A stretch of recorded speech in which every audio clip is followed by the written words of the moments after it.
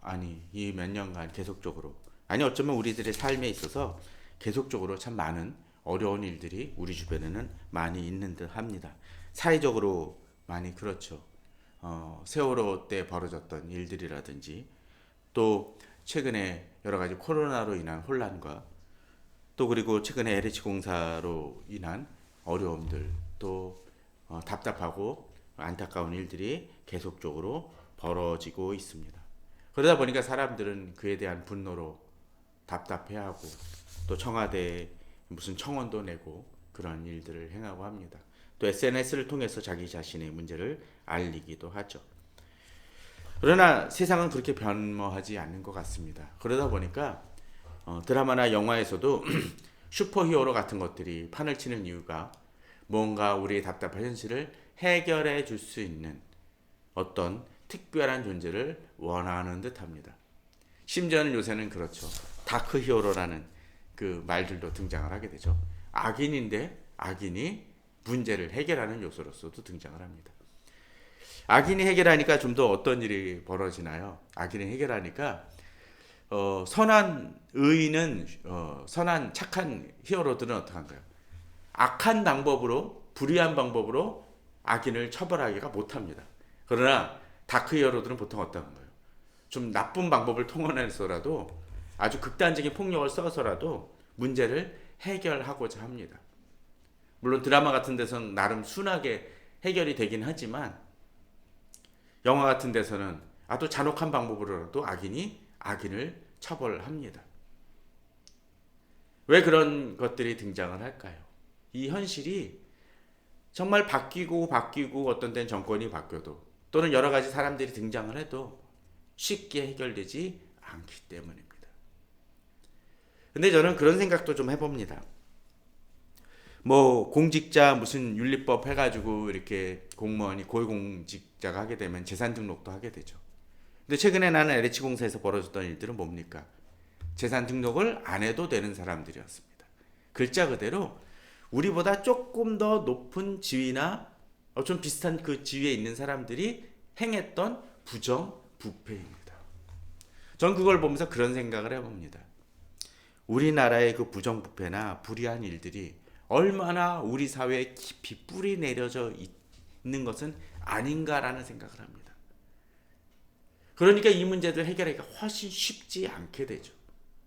마치 그 땅 속에 있는, 이 겉에 나와 있는 독버섯을 뽑고 또는 잡초를 뽑는다 할지라도 조금 지나면 비 한 번 오게 되면 다시 독버섯이 살아나는 이유가 뭡니까? 그 안에, 그 땅에 아직도 뿌리가 남아있고 그 포균이라 그러나요?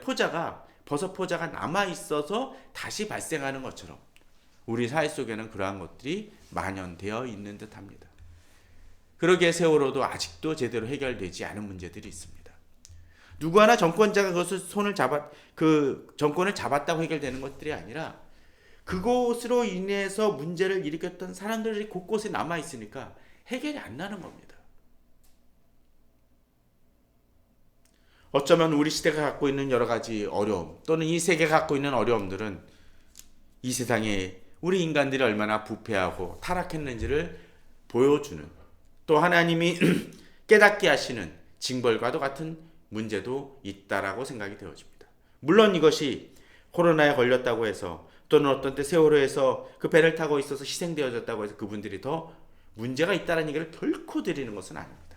단지 이러한 문제들로 통해서 우리가 깨닫도록 하나님이 이끄시는 면도, 이것을 사용하셔서 깨닫게 하시는 면들이 있다라는 거죠. 그러나 쉽지 않습니다.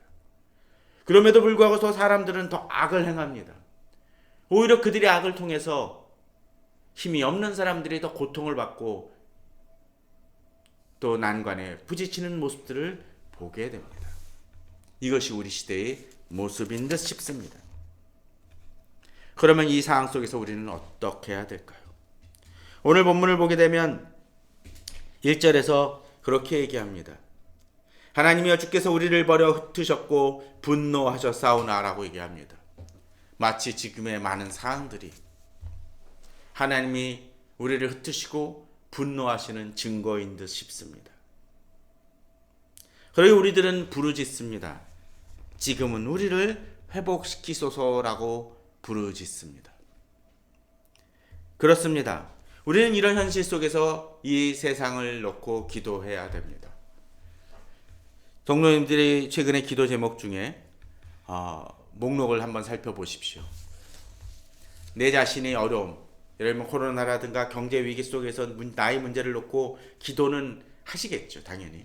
그러나 거기를 넘어서 우리 사회에 벌어지는 여러 가지 문제들과 또 여러 가지 자영업자들의 문제, 또 코로나로 고통받고 있는 환자들의 문제를 놓고 기도하십니까? 또 이 사회 문제가 좀 더 정의가 행해지도록 기도하십니까?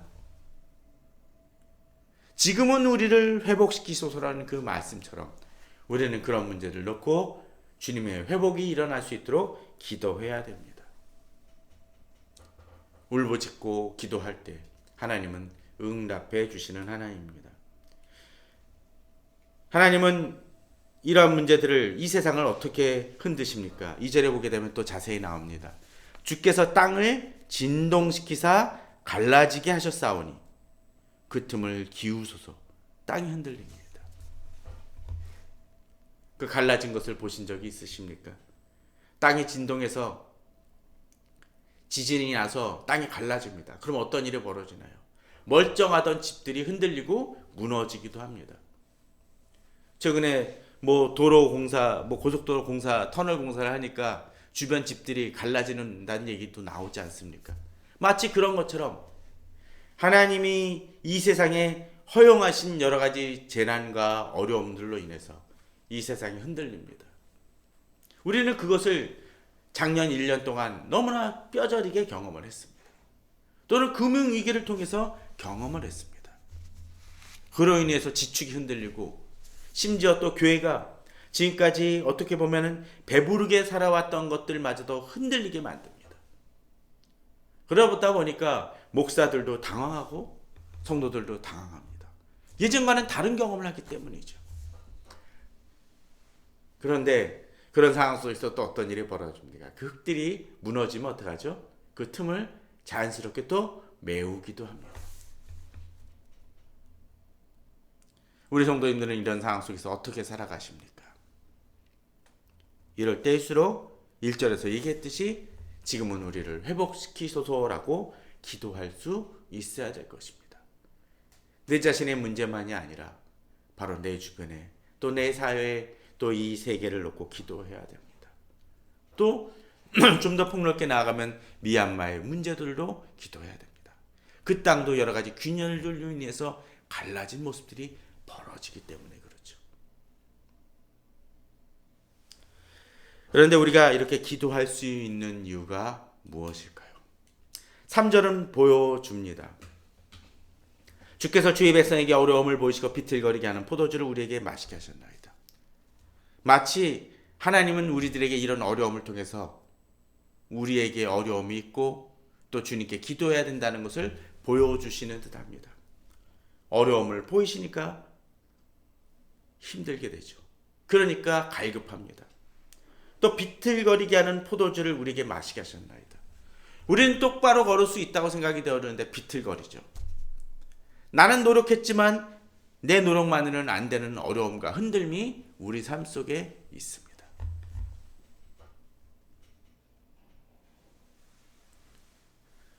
마치 그런 것 같습니다. 어떤 때 가전제품도 잔고장 같은 경우는 별로 우리가 무시하고 살아갑니다. 근데 큰 고장이 나타나가지고 기계가 뻑뻑대고 여러 가지 어려움이 발생되면 우리는 수리를 해야겠다라고 느끼게 됩니다.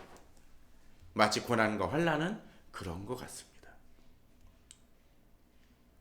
문제는 그런 고난과 어려움 속에서 깨닫지 못하는 것이 문제겠죠. 그 속에서 또 우리가 어떻게 나아가야 될지를 그 중심을 잡으려고 깨닫는 것이 우리 그리스도인들에게는 필요할 것입니다. 우리를 회복시키소서라는 그 기도를 드리지 않는 사람이라면 아직도 깨닫지 못하는 사람이라고 말할 수 있을 것입니다. 4절에서는 이제 우리가 어떻게 살아야 될지를 보여주십니다. 또 그리스도인들에게 하나님이 어떤 은혜를 베푸신지를 보여줍니다. 4절에 어떻게 되어 있습니까? 주를 경외하는 자에게 깃발을 주시고 진리를 위하여 달게 하셨나이다라고 되어 있습니다. 그런 거 보신 적 있으십니까? 그 서울역 같은 데서 약속하시면 보통 어디서 만나자고 얘기를 하십니까? 그렇죠? 전철역 같은 데서 만나죠. 전철역 몇 번 출구 뭐 그러지기도 하죠. 또는 어떻게 합니까? 예전 같은 경우는 어떻게 했나요? 시계탑 밑에서 뭐 서울역 정문 앞에서 뭐 그렇게 얘기를 합니다. 그 이유가 뭘까요? 하나의 징표가 되고 아무리 사람이 많아도 그곳에 가면 만날 수 있다는 증거가 되기 때문에 그렇습니다. 지난번에도 이야기를 들었지만 또 어떻습니까? 우리가 어떤 것을 방향을 갖고 잡아가려고 찾아가려고 하면 야 저기 남산타워가 있다 또는 롯데월드타워가 있다라고 하면 우리가 잠실을 가려면 그쪽으로 가야 되고 예를 들면 남산동 3호터널 쪽으로 가면 저 남산타워를 바라보면서 가면 되겠구나라는 걸 깨닫습니다. 깃발이라는 것은 그런 요소를 하게 됩니다. 사람들이 꽉 차가지고 볼 수 없을 때 높이 깃발이 올라가면 어떡합니까? 그 깃발을 보고 찾아가면 됩니다. 모이면 됩니다. 예전에 시위할 때도 그렇죠? 뭐 어느 대학교들이 막 시위하게 되면 어떻습니까? 깃발 들고 갈 때가 있어요. 뭐 서울대, 건대, 숭실대 막 올립니다. 그러면 그 학교 학생들은 그쪽으로 찾아가면 됩니다. 소풍 갈 때도 그랬었죠. 요새는 그렇게 소풍을 잘 안 가긴 하겠지만 또한 그 깃발이라는 것을 어떤 것을 보여줍니까? 자긍심을 보여줍니다.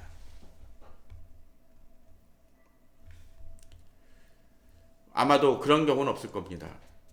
학교에서 예를 들자면 여기는 1등들 모여라, 우등반 모여라, 이쪽에 꼴찌반만 모여라 하면서 꼴찌라고 써놨는데 꼴찌들은 일로 모이세요 하면 가겠습니까? 창피해서 못 가죠. 그러나 정말로 뭐 남들이 되게 알려주는 무슨 학교라든지 막 그런 데를 깃발을 세운다면 자긍심을 가지고 갈 것입니다. 아마도 꼭 그 학력 차별을 얘기를 하는 것들이 아니라요. 깃발. 이 깃발은 무엇입니까? 주를 경외하는 자에게 깃발을 주시고라는 얘기는 그 깃발을 찾아갈 수 있는 상징도 되어지지만 이 깃발은 뭐라고 써 있을까요? 여호와의 군대라고 아마도 그런 의미가 담아 있을 것입니다. 그것은 무엇입니까? 지금의 문제가 어떠하건 간에 이 모든 것을 주관하시는 하나님의 군대에 우리가 속해 있음을 보여준다는 것입니다. 그러게 우리는 담대할 수 있습니다. 특별히 그런 자격이 있는 사람이 뭡니까? 주를 경외하는 자라고 되어 있습니다. 이 시대 한국교회가 흔들리는 이유가 뭡니까? 주를 경외하는 모습이 없는데 깃발만 찾으려고 하고 있다는 거죠. 그 깃발이 무엇입니까? 대부분 나의 깃발 아닙니까? 여호와의 깃발이 아니라 그저 무슨 교회의 깃발은 아닌가라는 생각이 되어집니다.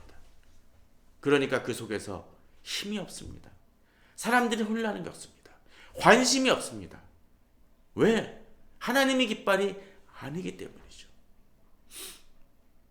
최근에 제가 속해 있던 초등학교 동창회가 좀 막 복잡한 문제가 좀 있어서 막 되게 침체돼 있었던 것이 있어서 잠깐 짬이 나는 김에 제가 선거 관리를 맡아줬습니다.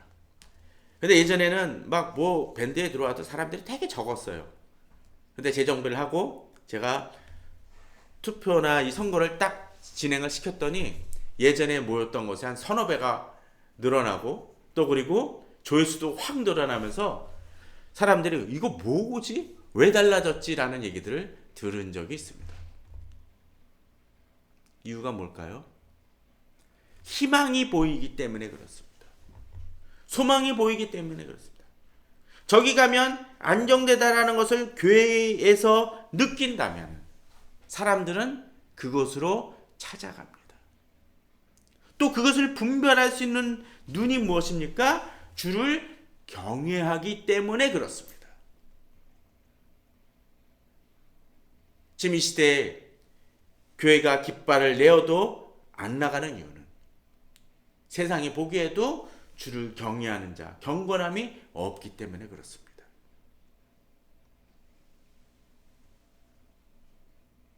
요새는 사실 목사 타이틀을 걸면 참 욕도 많이 먹는데 몇몇 사람들은 그런 얘기를 하더라고요. 네가 이거를 선거를 진행시키니까 다 공정하다고 믿을 거야 라고 얘기합니다. 목사기 때문에 그렇다고는 생각하지 않습니다. 물론 제 잘났다라는 얘기를 드리는 것이 아니라 작은 문제이지만 성도들이 과연 신뢰를 받는 모습을 보여주고 있느냐가 중요하다라는 것입니다. 누가 교회 다니는데 걔도 교회 다녀라는 얘기 들으면 이미 끝난 겁니다. 그러나 야 저러니까 교회 다니구나 라는 얘기를 들으면 이미 달라진 것이라는 거죠. 또 이 깃발은 어떤 것입니까? 진리를 위하여 달게 하셨나이다라고 되어 있습니다. 우리가 교회에 깃발을 올리고 하나님의 나라를 선포하는 이유는 진리를 위해서입니다. 그런데 이 시대에 교회들이 진리의 모습을 보이고 있느냐? 그렇지 못한 모습들이 많다라는 거죠. 교회가 왜 깃발을 내세워야 되는지를 잊어버린다는 것입니다. 우리가 그런 깃발을 가지기 때문에 우리는 담대합니다. 나의 군대가 아니라 하나님의 군대이기 때문에, 하나님 힘주심을 믿기 때문에, 하나님이 우리를 위해 해결해 주실 것을 믿기 때문에 담대하게 그 깃발을 들 수가 있습니다. 5절은 뭐라고 얘기합니까? 주께서 사랑하신 자를 건지시기 위하여 주의 오른손으로 구원하시고 응답하소서라고 되어 있습니다. 경외하는 자를 주님 어떻게 하십니까? 사랑하십니다. 또 내가 건집니까? 아닙니다. 깃발을 드는 것은 우리일지 모르지만 그 깃발도 하나님이 주셨고 또 그 깃발을 드니까 어떤 일이 벌어집니까? 하나님이 우리를 건지시고 우리를 구원하시고 우리의 기도에 응답하신다라는 것입니다. 그러기에 우리는 어떻습니까? 회복시키소서라는 그 기도를 드리는 것처럼 응답하소서라고 기도할 수 있는 것입니다. 우리에게 이 믿음이 있어야 될 것입니다. 이 확신이 있어야 될 것입니다. 세상이 흔들리고 어렵고 문제가 많다 할지라도 우리는 담대하게 나아갈 수 있습니다. 저희 차가 곧 바꾸려고 그랬는데 계속 문제가 생겨서 최근에 보링을 했습니다. 처음에 보링할 때는 이 많은 돈을 들여야 되냐라는 고민도 했습니다. 그런데 한 가지는 좀 더 나아지더라고요. 아직도 낡고 불안한 요소들은 많지만 이 보링을 하기 전과 한 후에 마음의 안정은 조금 달라진 것 같습니다. 하기 전에는 언제든지 이 차 퍼질 수 있다라는 불안감이 있었던 반면에 그래도 그 확률이 확 떨어졌다는 그 느낌 때문에 조금은 더 안정되게 차를 타고 다닙니다. 차 하나도 이렇게 변화가 되어지는데 하나님이 우리를 지키신다는 그 믿음이 있을 때, 또 하나님이 나의 기도에 응답하신다는 믿음이 있을 때 우리는 담대할 수 있는 것입니다. 그에 반해서 이제 그 하나님은 어떤 모습을 또한 보여주십니까? 자, 본문을 잘 보시기 바랍니다. 자, 7절과 8절을 좀 주목해 봤으면 합니다. 자, 7절, 8절에 그 여러 가지 도시라고 할까 그런 것들이 등장을 합니다. 그런데 어떤 차이가 있나요? 7절하고 8절에 혹시 어떤 차이가 있을까요? 길르앗, 므낫세, 에브라임, 유다와 8절에 모압, 에돔, 블렛은 어떤 차이가 있습니까? 한쪽은 유다 지파에 관한 것이라면 8절은 이방 족속에 관한 것입니다. 그런데 7절에서 유다 족속에 관한 것은 뭐라고 얘기합니까? 내 것, 내 머리의 투구, 나의 규입니다. 나의 규는 우리 성도님들 아시겠지만 임금의 왕의 지팡이, 곧 지휘봉 같은 겁니다. 그에 반해서 8절은 뭡니까? 나의 목욕통, 나의 신발, 나로 말미암아 외치리라고 되어 있습니다. 뭡니까? 그들을 심판한다는 것입니다. 하나님의 백성들은 뭐요? 내 것이라고 하면서 지키시겠다는 겁니다. 왜? 나의 깃발에 모여있는 이들이기 때문에, 내게 있는 이들이기 때문에, 여호와의 군대에 그들이 속해 있기 때문에 그들은 내가 내 것으로 여기고 지킨다는 것입니다. 우리는 이스라엘 애굽에게 퍼졌던 10가지 재앙을 합니다. 그 마지막 재앙이 뭐였습니까? 장자가 죽는 사건입니다. 그런데 그 장자 죽는 사건 속에서 유다 백성들이 건짐을 받았던 이유가 뭡니까? 그렇습니다. 피입니다. 유다 백성이기 때문에 건짐을 받은 것이 아니라 그 피를 통해서 구별되어졌기 때문입니다. 그 안에 있었기 때문에 그렇습니다. 마치 여호와의 군대라는 그 깃발 속에 있을 때 여호와의 것이 되는 것처럼 우리는 주를 경외함을 통해서 주의 깃발에 받고 그 안에 거할 때 하나님은 우리를 내 것이라고 말씀하십니다. 실제로 이스라엘 백성들을 보게 되면 출애굽했었을 때 잘 보게 되면 조성기 씨가 야훼의 밤에서 하비루의 노래라는 표현을 썼었는데 그 하비루, 곧 노예 같은 사람들, 이방 족속 같은 사람들이 이 이스라엘 민족에게는 있었다라는 거예요. 일부. 그들이 뭡니까? 그들이 이방 족속이었지만 하나님을 경외하고 하나님에 대한 믿음을 가졌기 때문에 그들은 이스라엘 족속과 동일하게 취급을 받았습니다. 무슨 얘기냐면 바로 그들이 그냥 족속이기 때문에 하나님의 백성들이 아니라 하나님의 경외하기 때문에 그들이 하나님의 백성과 하나님의 군대로 여김을 받았다라는 것이죠. 우리도 그러해야 될 것입니다. 하나님께 나아가는 자를 하나님은 축복하십니다. 그러한 믿음이 있기 때문에 9절처럼 누가 나를 이끌어 경관성에 들이며 누가 나를 에돔에 들일까 인도할까라는 그 표현처럼 우리는 하나님이 인도하시는 것을 경험할 수 있습니다. 그런데 10절은 이제 다시 현실로 돌아옵니다. 하나님이여 주께서 우리를 버리지 아니하셨나이까? 하나님이여 주께서 우리 군대와 함께 나아가지 아니하시나이다. 앞서 3절에 주께서 주의 백성에게 어려움을 보이시고 비틀거리게 하는 포도주를 우리에게 마시게 하셨나이다. 아직 문제 해결은 나지 않았다라는 거죠. 그러기에 우리는 이제 그 기도를 다시 합니다. 하나님의 약속을 기억하면서 주를 경외하는 자에게 깃발을 주시고 주님이 나를 나의 것이라고 여기신다라는 그 믿음을 가졌기에 이제 다시 외칩니다. 하나님이여 주께서 우리를 버리지 아니하셨나이까? 이제 그 고통을 감해달라는 것이죠. 또 하나님이여 주께서 우리 군대와 함께 나아가지 아니하시다라는 얘기는 곧 하나님이 함께 계실 때에만 이 군대가 하나님의 군대가 되어질 수 있음을 깨닫는 것입니다. 우리에게 분명 그러한 믿음이 있어야 될 것입니다. 또 그것을 위해서 우리가 다시 주께로 나아가는 노력이 필요할 것입니다. 지금 내가 어디에 속했는지를 깨달아야 됩니다. 하나님의 군대입니까? 그것이 필요합니다.